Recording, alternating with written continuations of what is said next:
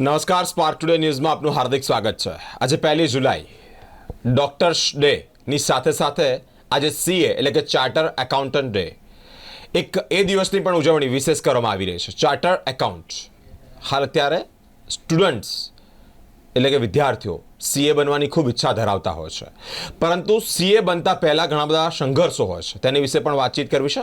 અને CAની ઉજવણી એટલે કે આ ચાર્ટર એકાઉન્ટન્ટ ડે કેમ ઉજવાય છે, વિશેષ ચર્ચા કરવા માટે અમારી સાથે સ્ટુડિયો પર, સ્પાર્ક ટુડે ન્યૂઝના સ્ટુડિયો પર મનીષ સર અને અભિષેક સર ઉપસ્થિત છે. તેઓની સાથે વાતચીત કરીશું. સર, આજે નેશનલ ચાર્ટર એકાઉન્ટન્ટ ડેનું સેલિબ્રેશન કરતા પહેલા આપ પાસેથી જાણવા ઈચ્છીશ કે CA ડેની ઉજવણી કેમ થતી હોય છે. Thank you. દર્શક મિત્રો, સ્પાર્ક ટીવી તરફથી આજે જે અમને બોલાવવામાં આવ્યા છે એ બદલ પહેલાં તો સ્પાર્ક ટીવીનો આભાર. કારણ કે અત્યારે સમાજમાં ઘણી બધી એક સમજ ગેરસમજ કે ચાર્ટર્ડ એકાઉન્ટન્ટ યુનિવર્સિટી છે, કંઈ કોલેજ છે. ચાર્ટર્ડ એકાઉન્ટન્ટ ઇન્સ્ટિટ્યૂટની સ્થાપના 1949માં એક સેપરેટ એક્ટ દ્વારા, સંવિધાન દ્વારા, ભારતની પાર્લામેન્ટ દ્વારા સેપરેટ એક્ટ દ્વારા છપાયેલી એક સંસ્થા છે. એટલે કહેવાનો મતલબ કે ઇટ્સ ઇન્ડિપેન્ડન્ટ, એક સ્વાયત્ત સંસ્થા છે. અને એટલે આ સંસ્થાનું એક મહત્ત્વ, એનું એક સ્થાન, એની એક ઇન્ડિપેન્ડન્સ જે છે એ 70 વર્ષ સુધી પણ જળવાઈ રહી છે. આજે અમે 77મો ચાર્ટર્ડ એકાઉન્ટન્ટ ડેની ઉજવણી કરી રહ્યા છે.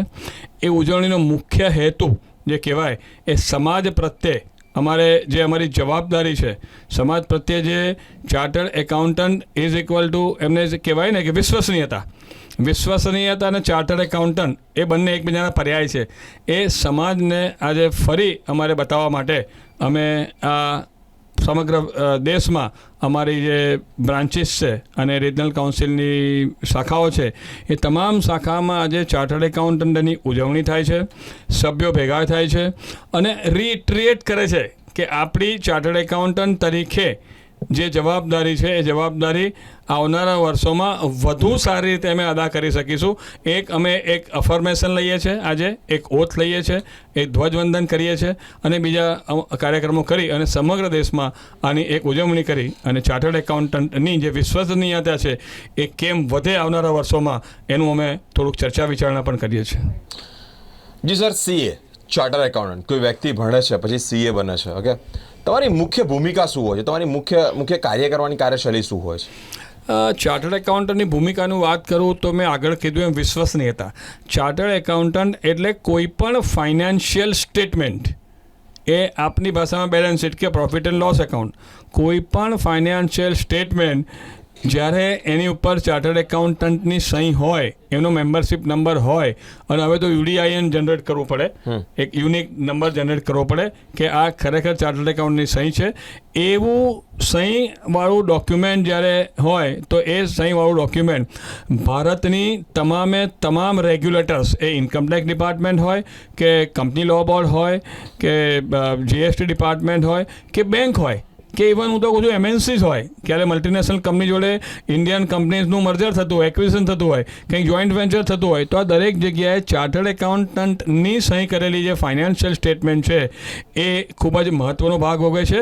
અને એની ઉપર સમગ્ર વિશ્વ એ ભારતના ચાર્ટર્ડ એકાઉન્ટન્ટની સહી કરેલી બેલેન્સ શીટ પર સંપૂર્ણપણે વિશ્વાસ રાખે છે. એટલે આ અમારી ભૂમિકા છે. ઓકે, એટલે કોઈ પણ કંપની હોય કે કોઈ પણ પ્રાઇવેટ લિમિટેડ સેક્ટર હોય એમાં તમારી સાઇન હોવી જોઈએ. યસ સર, અત્યારે દિવસેના દિવસે વિદ્યાર્થીઓ CA એટલે કે ચાર્ટર એકાઉન્ટ બનવાની ઈચ્છા ખૂબ ધરાવી રહ્યા છે. કયા પ્રકારનું ડેડિકેશન હોવું જોઈએ, શું માનો છો? સૌથી પહેલાં સ્પાર્ક ટુડેના પ્લેટફોર્મ પરથી બધા દર્શક મિત્રોને હેપી CA ડે.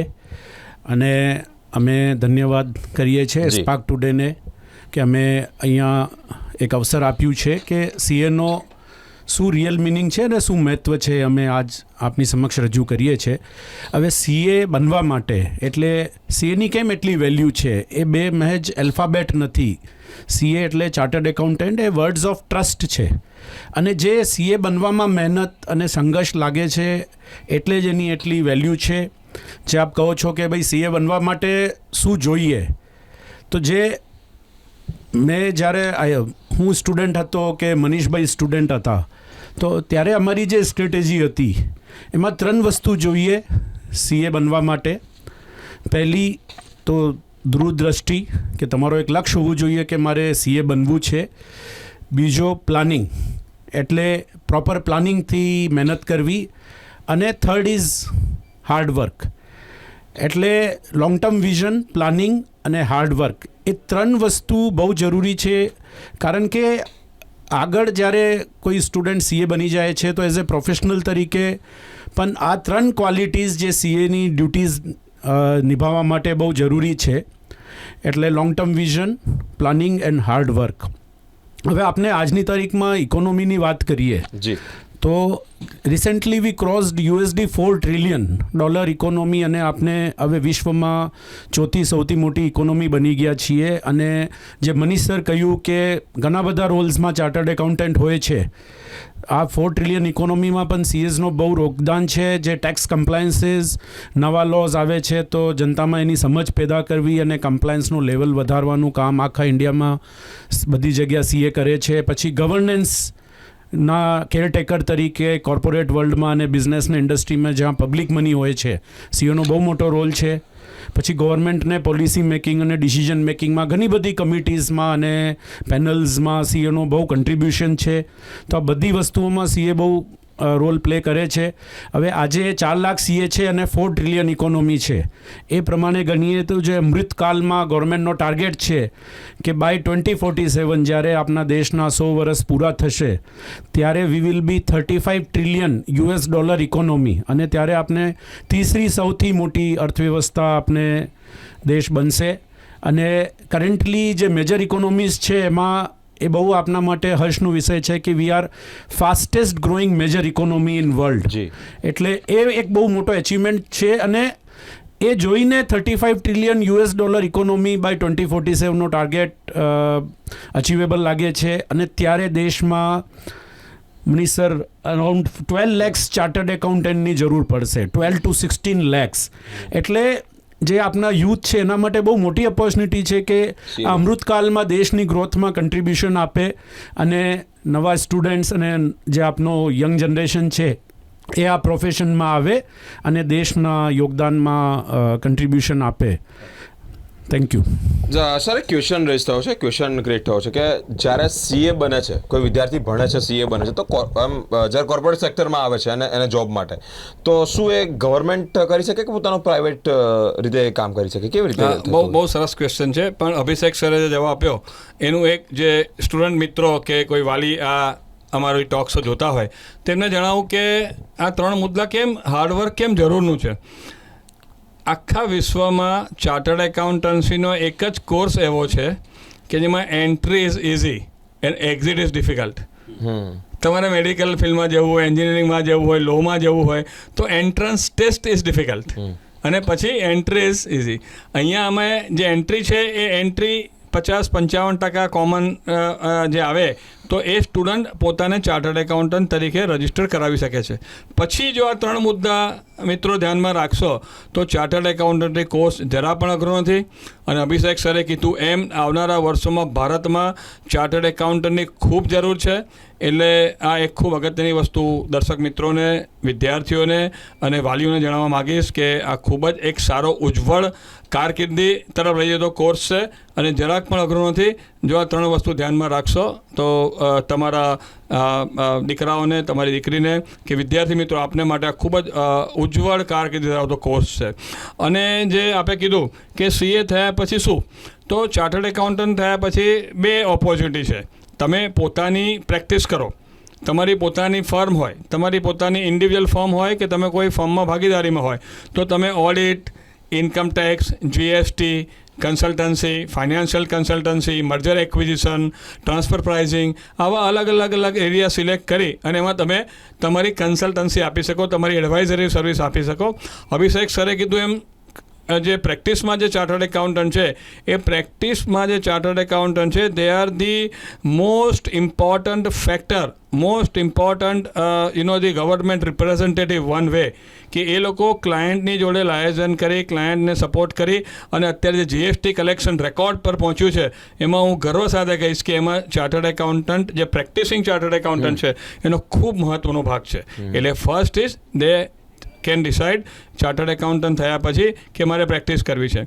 અને બીજા જે પ્રકાર છે એ ઇન્ડસ્ટ્રીઝ કહેવાય, એટલે નોકરીમાં કે આજે જે કંપની છે, કોઈ પણ કંપની હોય તો કોઈ પણ કંપનીને પોતાને ચાર્ટર્ડ એકાઉન્ટન્ટ CFO એ પણ અમુક લિમિટ થાય, પબ્લિક લિસ્ટેડ કંપની થાય તો આ બધામાં એમને full time chartered accountant, full time CA રાખવા પડે. એટલે તમને આ પણ એક ખૂબ ઉજ્જવળ તક છે. અને તમે જે કીધું એનો ત્રીજો મુદ્દો લઈશ કે છેલ્લા 10 વર્ષથી ચાર્ટર્ડ એકાઉન્ટન્ટની સેવા પહેલાં એકાઉન્ટ અને ઓડિટમાં પૂરતી મર્યાદિત હતી, પરંતુ આપણા ભૂતપૂર્વ રાષ્ટ્રપતિ અભિષેકજી અબ્દુલ કલામજી જ્યારે રાષ્ટ્રપતિ હતા ત્યારે એમણે ચાર્ટર્ડ એકાઉન્ટન્ટ ઇન્સ્ટિટ્યૂટના 1 જુલાઈના આવા એક ફંક્શનમાં 15 વર્ષ પહેલાં એમણે ચાર્ટર્ડ એકાઉન્ટન્ટ ઇન્સ્ટિટ્યૂટના મેમ્બરને આહ્વાન આપ્યું કે you are requested to become the part of nation building. Part of nation building માટે એમણે આમંત્રિત કર્યા. અને ત્યારથી ગવર્મેન્ટ પણ ચાર્ટર્ડ એકાઉન્ટન્ટની સર્વિસીસની નોંધ લીધી છે. અને અભિષેક સરે કીધું એમ ચાર્ટર્ડ એકાઉન્ટન્ટની અત્યારે ગવર્મેન્ટના લગભગ દરેક ડિપાર્ટમેન્ટમાં ક્યાંક ને ક્યાંક directly either they are employed or indirectly એ લોકો ક્યાંક સર્વિસ આપી રહ્યા છે. એટલે ચાર્ટર્ડ એકાઉન્ટન્ટ તરીકે થયા પછી તમારે તમારી કારકિર્દી શેમાં બનાવી છે, આ અલગ અલગ પ્રકારના આપને અવકાશ છે. જી, મનીષ સરે જણાવ્યું તે પ્રમાણે ખૂબ બહોળો અનુભવ છે સીએની દુનિયામાં. માસ્ટર માઇન્ડ કહેવાય, કારણ કે અમે બજેટ રજૂ થતું હોય અત્યાર પહેલાં ટોક કરતા હોઈએ, ચર્ચા કરતા હોઈએ છે કે લોકો અપેક્ષિત કેવા છે, એટલે કે તે લોકોની શું અપેક્ષા છે, કંપની સેક્ટરની શું અપેક્ષા છે, મેડિકલની શું અપેક્ષા છે. કારણ કે દેશના કેન્દ્રીય મંત્રી જ્યારે આવા બજેટ રજૂ કરતા હોય ત્યાર પહેલાં અમે થોડું ઘણું ફોરકાસ્ટિંગ કરતા હોય અને લગભગ સાચું પડતું હોય છે. મારી સર, મેં જો ખોટો ના હોતો, કારણ કે બહોળો અનુભવ છે સીએની દુનિયામાં. સર, એક લાસ્ટ ક્વેશ્ચન અભિષેક આપણે કરવા માંગીશ કે આપણું ઇકોનોમી લેવલ ઇન્ક્રીઝ કરવા માટે, એટલે જે તમે વાત કરી કે દુનિયાના 3જા ઇકોનોમી લેવલે પહોંચી રહ્યા છો કે વર્લ્ડ વિશ્વમાં, તો શું કહેવા માંગો છો, એમાં કયા પ્રકારના ચેન્જીસ થવા જોઈએ આપના મતે, શું માનો છો? જે આપને ડિસ્કશનમાં વાત કરી કે કરન્ટલી આપની ઇકોનોમી જે લેવલ પર છે ઇટ ઇઝ $4 ટ્રિલિયન અને we have to reach by 2047 to $35 trillion economy. એના માટે જે અમુક ચેન્જીસ જોઈએ, અને આઈ વિલ ઓલ્સો કનેક્ટ કે એમાં સીએનો શું રોલ છે. તો પહેલો છે કે કોઈ પણ જે અહીંયા વેપારી મિત્રો છે એમને ખબર હશે કે કોઈ પણ બિઝનેસનો પણ ડેવલપમેન્ટ કરવાનું હોય તો એમાં જરૂર છે કેપિટલ અને બીજી ટેકનોલોજી. તો આ બે વસ્તુને એટ્રેક્ટ કરવા માટે જે ગવર્મેન્ટ ઓલરેડી ઘણા બધા સ્કીમ્સ ગવર્મેન્ટના છે, મેક ઇન ઇન્ડિયા છે, સ્કિલ ડેવલપમેન્ટ છે, ડિજિટલ ઇન્ડિયા છે, એમાં સૌથી મોટો જે એક્સપેક્ટેશન છે એ છે ease of doing business. Ease of doing business ranking ઇન્ડિયાની ઇમ્પ્રૂવ થાય તો ફોરેન ઇન્વેસ્ટમેન્ટ ઇન્ક્રીઝ થશે.